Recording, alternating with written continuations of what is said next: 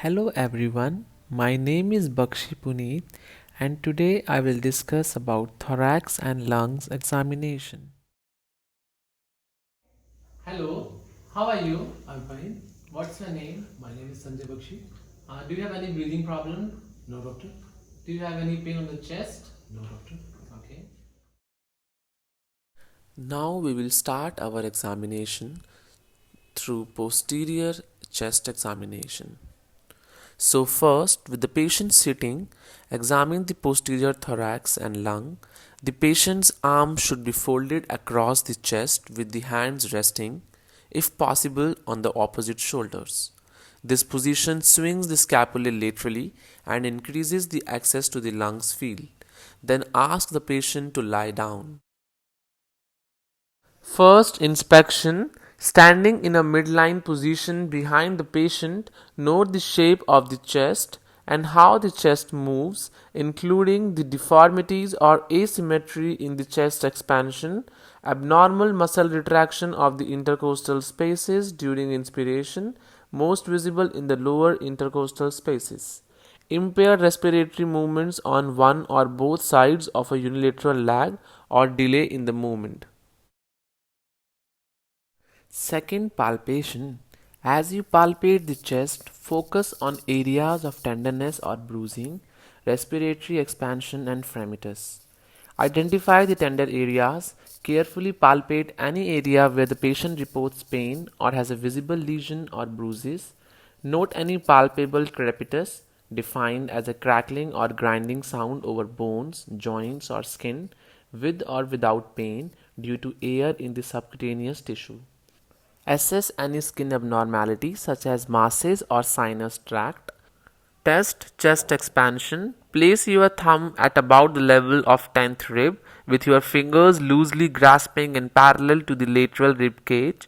As you position your hand, slide them medially just enough to raise a loose fold of skin between your thumbs over the spine. Ask the patient to inhale deeply. Watch the distance between your thumb as they move apart during inspiration and feel for the range and symmetry of the rib cage as it expands and contracts. This movement is sometimes called lung excursion. Palpate both lung for symmetric tactile fremitus. Fremitus refers to the palpable vibrations that are transmitted through the bronchopulmonary tree to the chest wall as the patient is speaking and is normally symmetric. Fremitus is typically more prominent in the interscapular areas than in the lower lung fields and easier to detect over the right lung than the left. It disappears below the diaphragm. To detect the fremitus, use either the ball, which is the bony part of the palm at the base of the fingers, or the ulnar surface of your hand to optimize the vibratory sensitivity of the bones in your hand. Ask the patient to repeat the word 99 or 111. Use both hands to palpate and compare the symmetric areas of the lung. Identify and locate any areas of increased, decreased, and absent fremitus. If fremitus is faint, ask the patient to speak more loudly or in a deeper voice.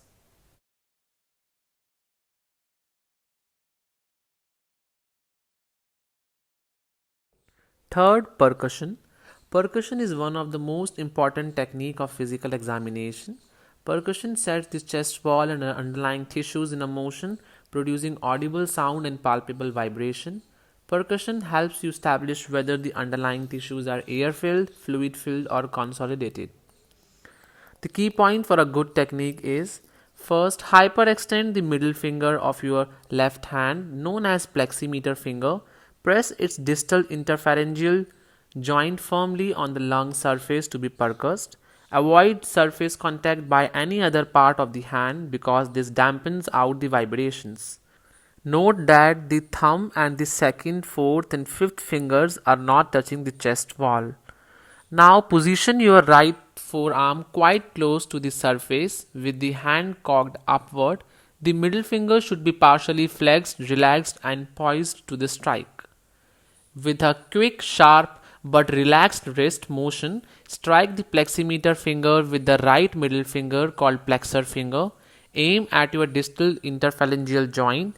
Our goal is to transmit vibration through the bones of this joint to the underlying chest wall. Now strike using the tip of the flexor finger, not the finger pad.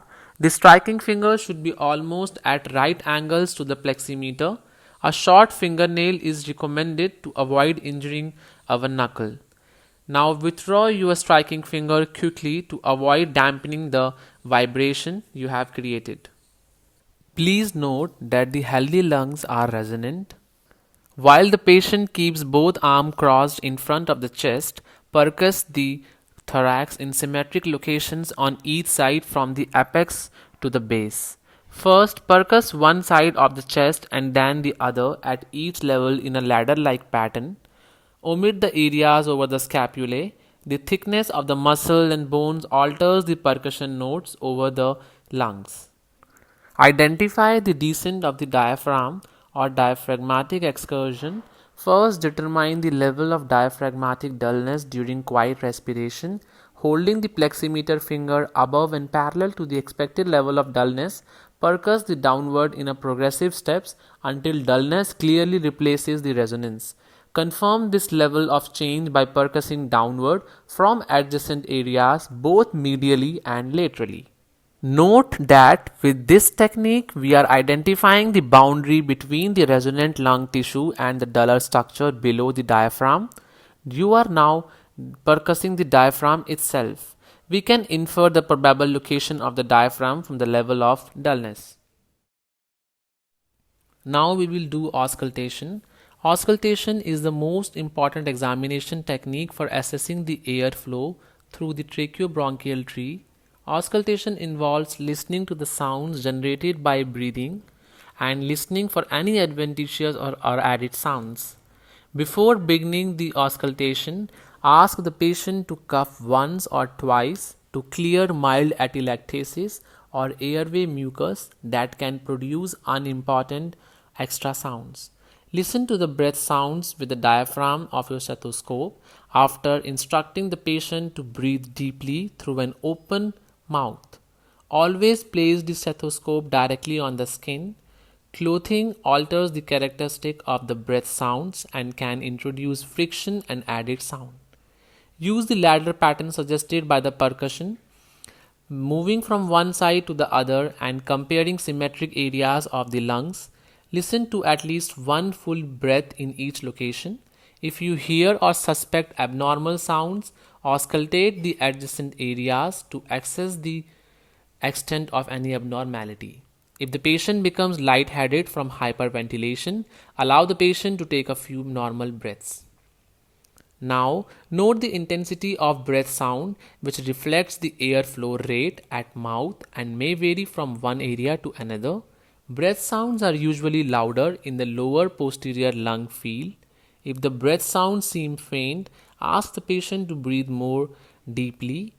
Shallow breathing or a thick chest wall can both alter breath sound intensity. Listen for the pitch, intensity, and duration of the inspiratory and expiratory sounds.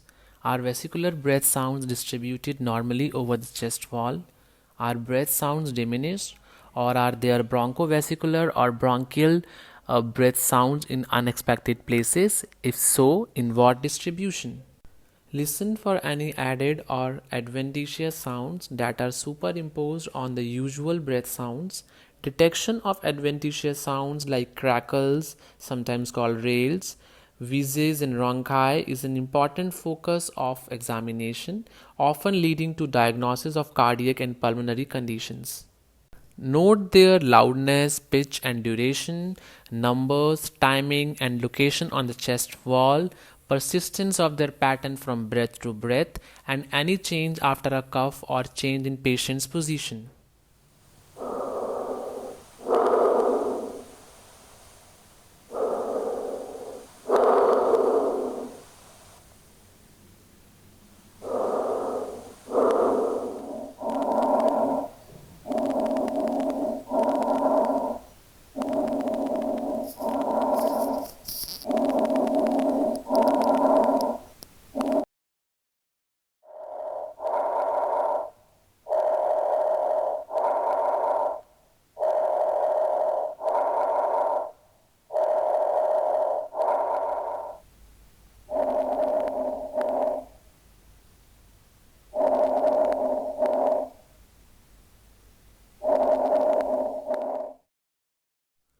If you hear abnormally located bronchovesicular or bronchial breath sounds, assess transmitted voice sounds using three techniques below.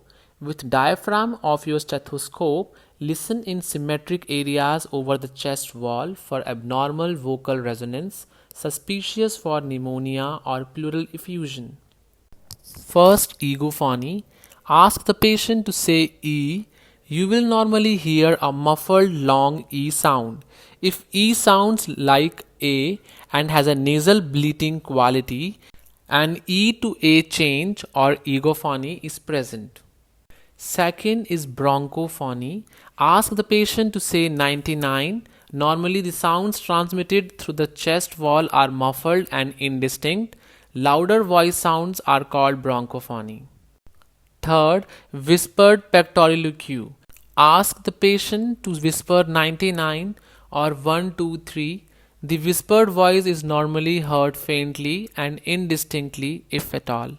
Louder, clearer whispered sound are called whispered pectoriloquy. Now we will start the second part of the examination, which is the anterior chest. When examined in the supine position, the patient should be lie comfortably with arms somewhat abducted. If the patient is having difficulty breathing, raise the head of the examining table or the bed to increase the respiratory excursion and ease of breathing. First inspection. Observe the shape of the patient's chest and the movement of the chest wall. Note the deformities or asymmetry of the thorax. Abnormal retraction of the lower intercostal spaces during inspiration or any supraclavicular retraction. Local lag or impairment in the respiratory movement. Now palpation. Palpate the anterior chest wall for the following purposes: identification of the tender areas, assessment of the bruising, sinus tracts or other skin changes, assessment of chest expansion. Place your thumb along each costal margin, your hands along the lateral rib cage. As you position the hands, slide them medially a bit to raise loose skin fold between your thumbs. Ask the patient to inhale deeply. Observe how far your thumb diverge as the thorax expand and feel for the extent and symmetry of respiratory movements. Now assessment of tactile fremitus. If needed, compare both sides of the chest using the ball or ulnar surface of your hand. Fremitus is usually decreased or absent over the precordium. When examining a woman, gently displace the breast as necessary. Now percussion. As needed, percuss the anterior and lateral chest again, comparing both sides. The heart normally produces an area of dullness to the left of the sternum from the third to the fifth interspaces. In a woman, to enhance percussion, gently displace the breast with your left hand while percussing with the right, or ask the patient to move the breast for you. Identify and locate any area with an abnormal percussion note. As you percuss down the chest on the left, the resonance of the normally lung usually changes to the tympani of the gastric air bubble. Now, auscultation. Listen to the chest anteriorly and laterally as a patient breathes with open mouth and somewhat more deeply than normal. Compare symmetric areas of the lungs using the pattern as of percussion and extend it to its adjacent areas. Listen to the breath sounds, noting their intensity and identifying any variations from normal vesicular breathing. Breath sounds are usually louder in the upper anterior lung fields. Bronchovesicular breath sounds may be heard over the large airways, especially in the right. Identify any adventitious sounds, time them in the respiratory cycle, and locate them on the chest wall. Do they clear with the deep breathing? If indicated, listen for the transmitted voice sounds.